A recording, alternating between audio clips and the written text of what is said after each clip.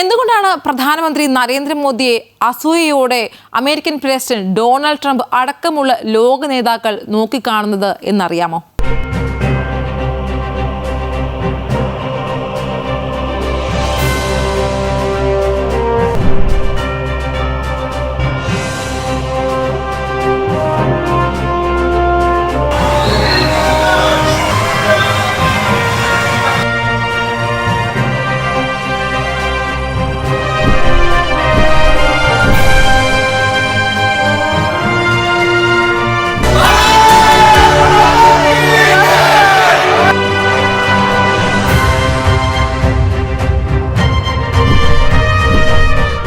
നരേന്ദ്രമോദി പ്രധാനമന്ത്രി പദത്തിൽ 11 വർഷം പൂർത്തിയാക്കി ജൈത്രയാത്ര തുടരുമ്പോൾ ഇന്ത്യയെ നേട്ടങ്ങളുടെ നെറുകയിലെത്തിച്ചതിൽ അദ്ദേഹത്തിന്റെ പങ്ക് വളരെ വലുതാണ്.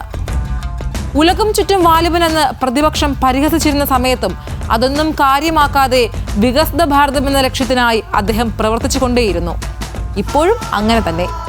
മറ്റ് ലോകരാജ്യങ്ങൾ മോദിയെ എത്രത്തോളം ബഹുമാനിക്കുന്നു എന്നുള്ളതിന്റെ തെളിവാണ് അദ്ദേഹത്തെ തേടിയെത്തിയിട്ടുള്ള ബഹുമതികളും. 29 ലോകരാജ്യങ്ങൾ.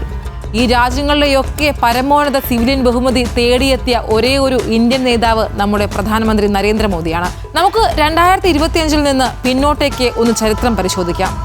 2025 അവസാനം അദ്ദേഹം നടത്തിയ ത്രിരാഷ്ട്ര സന്ദർശനത്തിൽ ജോർദാനിലെത്തിയ മോദിക്ക് ലഭിച്ചത് ഊഷ്മള സ്വീകരണമായിരുന്നു.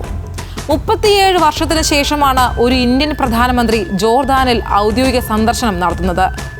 പ്രശസ്തമായ ജോർദാൻ മ്യൂസിയം സന്ദർശിച്ചപ്പോൾ അദ്ദേഹത്തിന്റെ വാഹനം ഓടിച്ചത് മറ്റാരുമല്ല, അവിടുത്തെ കിരീടാവകാശി അൽ ഹുസൈൻ അബ്ദുള്ള രണ്ടാമനാണ്. ഈ ഇരു രാജ്യങ്ങളും തമ്മിലെ ഊഷ്മള ബന്ധം പ്രതിഫലിപ്പിക്കുന്നതായി കിരീടാവകാശിയുടെ ഈ ഒരു പ്രവൃത്തി. ഈ ത്രിരാഷ്ട്ര സന്ദർശനത്തിന്റെ ഭാഗമായി ഒമാനിലെത്തിയ മോദിക്ക് ലഭിച്ചത് രാജകീയ സ്വീകരണമായിരുന്നു. കൂടാതെ പരമോന്നത ദേശീയ ബഹുമതിയായ the first class of the order of Oman പുരസ്കാരം നൽകി ആദരിക്കുകയും ചെയ്തു ഒമാൻ.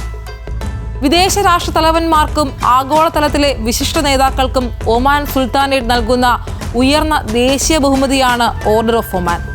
കൂടാതെ എത്യോപ്യയുടെ പരമോന്നത ബഹുമതിയായ great owner Nishan of Ethiopia